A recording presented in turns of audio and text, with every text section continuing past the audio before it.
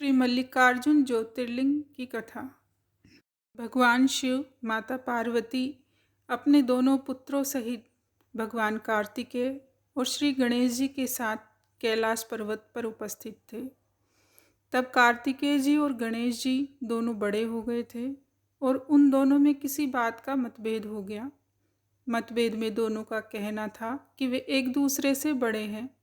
जब मतभेद का कारण भगवान शिव और माता पार्वती को पता चला तो उन्होंने दोनों का उचित मार्गदर्शन किया और कहा कि जो पृथ्वी का चक्कर लगाकर पहले आएगा वह दोनों में से बड़ा होगा और उसका विवाह पहले करा दिया जाएगा।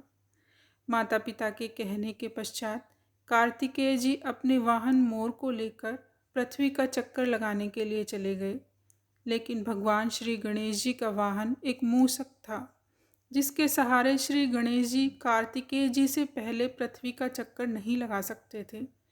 श्री गणेश भले ही मोटे थे लेकिन वे बुद्धि के सागर थे। उन्होंने विचार किया और अपने माता पिता को एक स्थान पर बैठने के लिए कहा।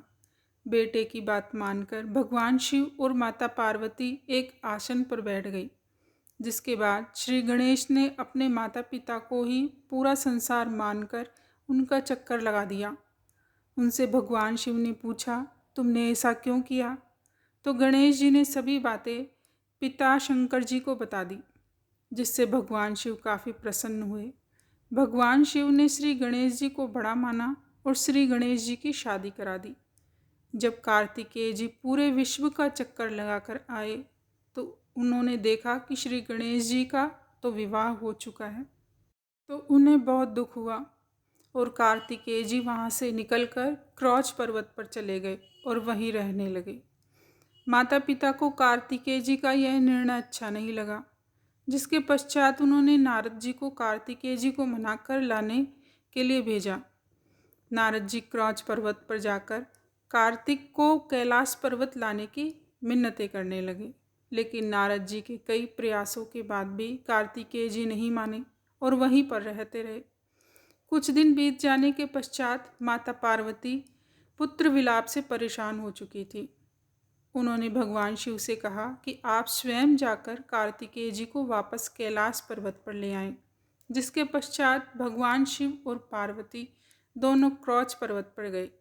जब कार्तिकेय जी को पता चला कि पिता शिव और माता पार्वती दोनों क्रौच पर्वत पर आए हैं तो कार्तिकेय जी क्रौच पर्वत छोड़कर 12 कोस दूर यानी कि 36 किलोमीटर दूर चले गए।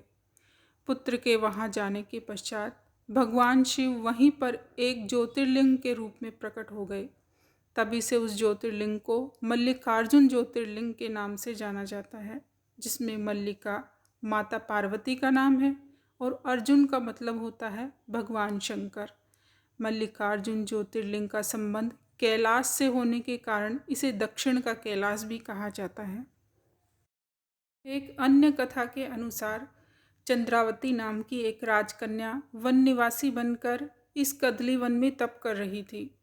एक दिन उसने एक चमत्कार देखा कि एक कपिला गाय वील्ब वृक्ष के नीचे खड़ी होकर अपने चारों स्तनों से दूध की धाराएं जमीन पर गिरा रही है।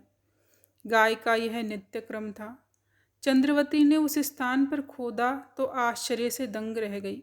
वहीं एक स्वयंभू शिवलिंग दिखाई दिया। वह सूर्य जैसा प्रकाशमान दिखाई दिया, जिसमें अग्नि ज्वालाएं निकलती थी। भगवान शंकर के उस दिव्य ज्योतिर्लिंग की चंद्रावती ने आराधना की। उसने वहां अति विशाल शिव मंदिर का निर्माण किया। भगवान शंकर चंद्रावती पर प्रसन्न हुए। वायुयान में बैठकर वह कैलाश पहुंची और उसे मुक्ति मिली।